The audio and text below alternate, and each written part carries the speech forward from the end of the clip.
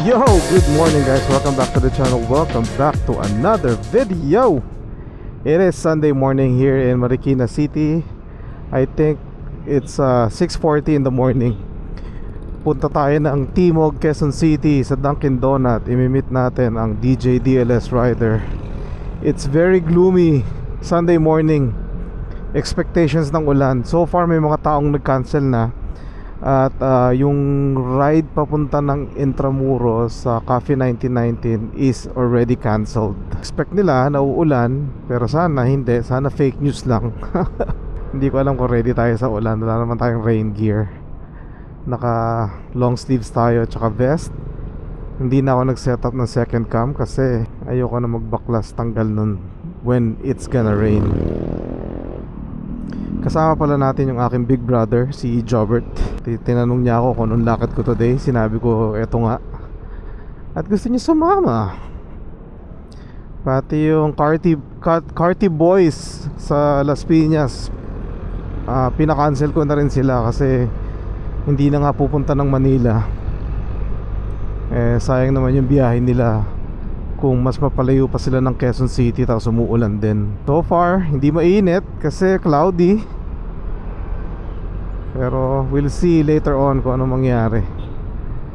Ano lang naman babanatan natin breakfast lang tayo tapos balik na tayo ng Marikina para makapagpaalam tayo sa mga ating friends here in Manila. Tomorrow morning, babiyahin na tayo sa airport. Balik na tayo ng Las Vegas. Yan na, umaambon na. Pero maliwanag papuntang Quezon City. Sana mawala. Sana yung ulan nandito lang sa may... Saan ba Marikina? Sa east? Hindi ko alam Vespa Marikina, baby! Hindi ko man lang nabisita yan. Meron pala kami Vespa Marikina. So pag naputol yung video natin dahil umulan, baka nagbaklas ako ng camera guys kasi naka-open yung ating USB-C adapter. Kaya baka mabasa ang ating camera. Same spot. I wonder if it's the same rider. Dire-diretso lang sila dun sa corner na yun. Hindi uso sa kanila mag-stop. 3 weeks na ako dito sa Manila. Hanggang ngayon hindi pa rin ako nasanay gumamit ng busina. Nababasa na yung ating windshield or ang ating helmet visor. Huwag ka naman bumaksak, brother.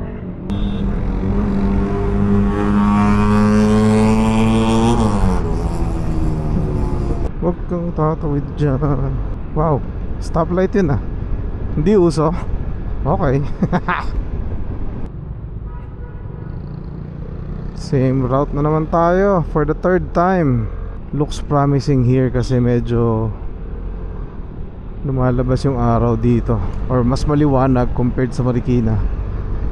Pero hindi pa rin natin alam. Nature is a beast.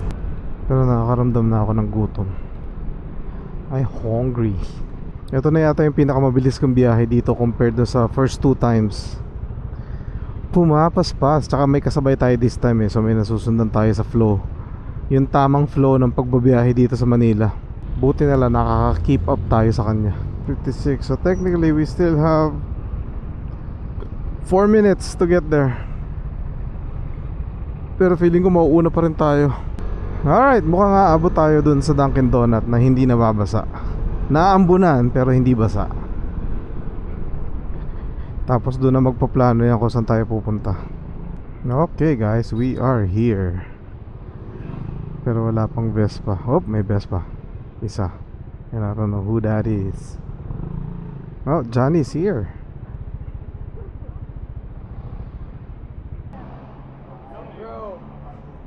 How are you? Utol ko, si Jobert, sumama Utol mo. Yung naman, yung South naman, di naman sumagot So ha? Sila, baka tulog pa. Baka tulog. Ricardo. Sound check. Eto, sound check nyo bros. Ha! Hello, Ricardo, volume up. Baba na ito, men. Ricardo, volume up. Grouping initiated. Grouping succeeded. Yo, lumalakas ang ulan. Si Jed ang nakirinig ko. Si Nick wala? Wala. Si Johnny, hindi marunong gumamit ng car ito eh. Bold kasi. Wow. Walang ABS to, no? May ABS ba to? Baka sumubsob ako dito. Okay. Sige, Johnny. ready na ako. Ayan o. Jet. Magka nakahiwalay nag-grupo sila eh. Ah, naghiwalay yung ano? Kasi mic ko. Naghiwalay yung car to? Naka-edge ka pa, Mike. Oo. Siyempre, yung mga... Yung tatlong edge ko lang ako. Yung mga malalakas na mga connect. Astig tong motor na to, bro. Hindi lang ako, medyo weird lang yung preno.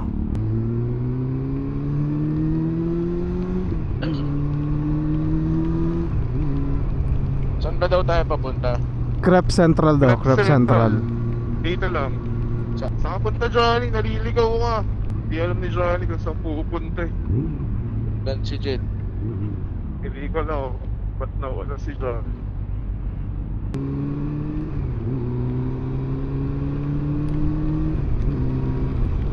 Grab Central daw.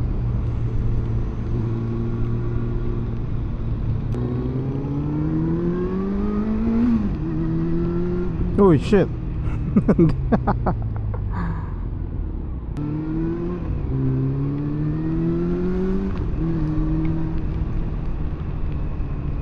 Umikot lang tayo? Tama ba yun?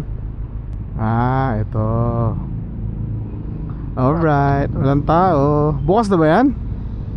Oo. Bukas natin. Parating naliligaw yan si Johnny. Huwag kayo susunod dyan. Tabi kayo, badass tong bike na to. This bike is giving me the Top Gun feel. Wow, hanep.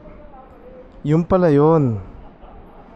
Yung pala yung feeling ng motor na yun. CB400 Super 4 Revo.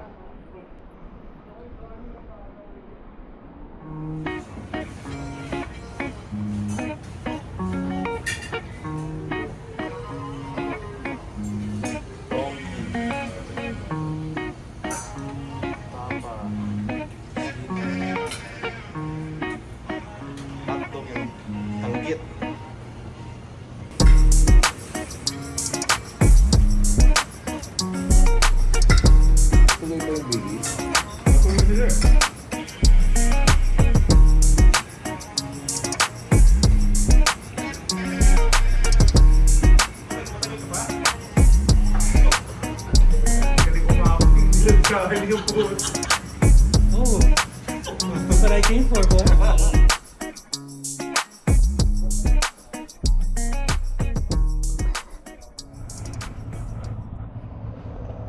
Baka tadyan yung motor mo Johnny.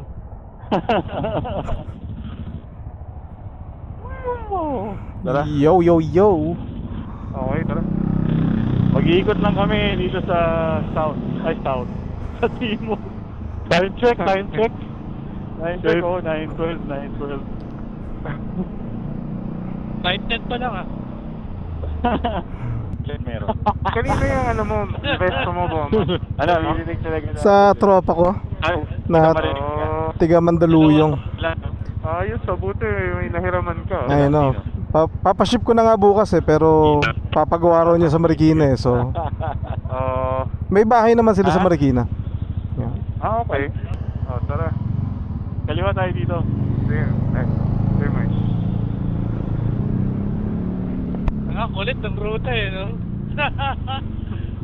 Sarap naman ang morning ride natin. Sarap. Oo nga eh. Pwede ba to Diretso mo ng Pulilan. Bakit? Hindi ko pa na-experience. Pulilan. Pag next year na daw yun, Mike. Pang next year, okay. Ayan, Sige. go. Abot ba tayo dyan? 31? Oh. Abot yan. Sige, abot yan. Bilisan nyo lang. Kanan. Kumanan na siya tsaka sinabi sa atin. Ganyan talaga yan si Johnny. Ngayon ko na, late ko na na-realize eh. Teka, mag-ano na ako, proper motovlogging gear na ako. Magtutukams na ako. Ayan, blinking na oh. O, hindi tuloy kami umabot, puta. Ayan, saan ka na, Johnny? Ayusin mo na, ayusin mo. Oh, yan, ayusin mo na. Upal talaga doon si Johnny kahit kailan. Siya lang ang nakalusot, ano? Puta, ina. Gusto doon ni Gomak pala mag-ano. Ano? Manglaris, tingnan nga natin bukas. Sige. Sige, Kaya bukas si na, Boma bukas mga- na ata. Ay, Apa, Ano pa yun? sarado pa yun, mamayang hapon pa yun. Buffet ba? Buffet? buffet, suta, isaw. Shit. Isa gusto niya tikman eh. Mamaya na yun, kakakain lang natin. Pero si Lloyd, hindi pa kumakain. Di ba? Okay lang ako. Gusto niyo magkape sa bahay? Tangina, dami. Hati-hati kami lahat. Ang daming 300 to, sagutan natin yung grocery ni Johnny na isang linggo. Napakahirap kasama nito si Mike Boma. Ayan. Oh, bakit? Hindi ako makalabas ng pera eh. Pinupunahan tayo. Oh, tropical hut. Dito ba tayo nag-tropical hut? Oo, dyan. Bakit parang ang layo nung iniikot natin nung tayo pumunta dito? First time. Sige. Andito na. Pinaka-shortest distance between X and Y. 4 seconds, 3 seconds, 2 Kahit seconds. threat na, 1 tuloy nyo second. lang.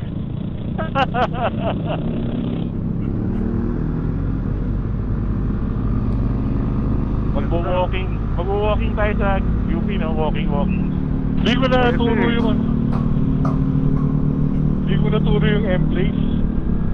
Oh. Grabe, ang ganda ng weather, walang ulan. Na fake news tayo sa ulan. Dapat pagkape 1990 lang tayo. Ikaw nga yung nagsabi na, sorry, huwag na tayo tumaba doon eh. Pero pwede naman natin ituloy. UC lang, pwede na. Tapos yun, sabing ganyan. Oo, palang po ka. Huwag tayo tumanda sa mga tataong lugar, siguro. Oo, dapat sa cemetery tayo nagpunta. Ayaw sa mga tao. Gago, daming ano. Oh shit. Putang ina pare. Bago Something ba yan? ba? Something ba yan? Siguro, ayun. Parang shit at lamb. Mountain goat na yan. Ito yung mga chicks mo kayo, no? Dali yan, pare. Dito ba? Oo, picture. Ah, dito na? Oo. Dito, daming puno. Mga ilan kaya yan? Oo, siguro mga ano. 1, 2, 3, 4, 5, 6, 7. Ang bilis ah. Ano ka, entitled? Ay, nakasanda tayo lahat dito eh. Bumulong tayo dito. Nandyan tayo sa sapa. Piranggo. Wow.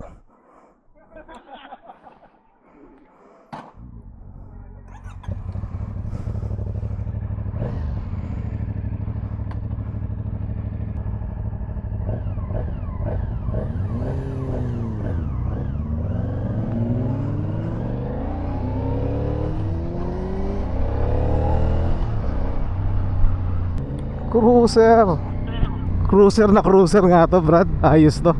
Tsaka okay na yung stock exhaust niya. Oo, okay na to. Sa tingin, pagka nilakasan mo pa yung exhaust na ito, sa una lang yun masaya, tapos may irita ka na dun. Ito ka may kato.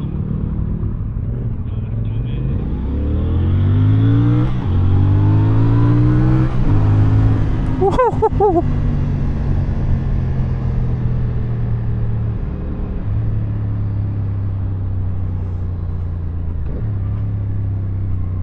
Saan na ba tayo? Dito na ba? Magle-left.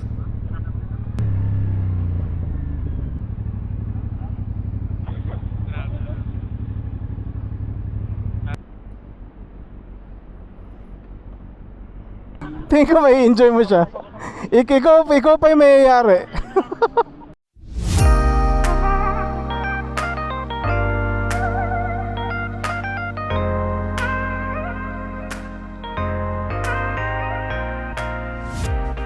Napakasarap gamitin ng motor ng Lloyd. Thank you, Lloyd. Kahit tayo ice cream, pare, gusto kong ice cream. Oo, hanap na lang dyan. Parang gusto ko pa magpresenta na yung una. Sige, pumasok dito. Sige, pasok kayo sir. Motocross ka eh.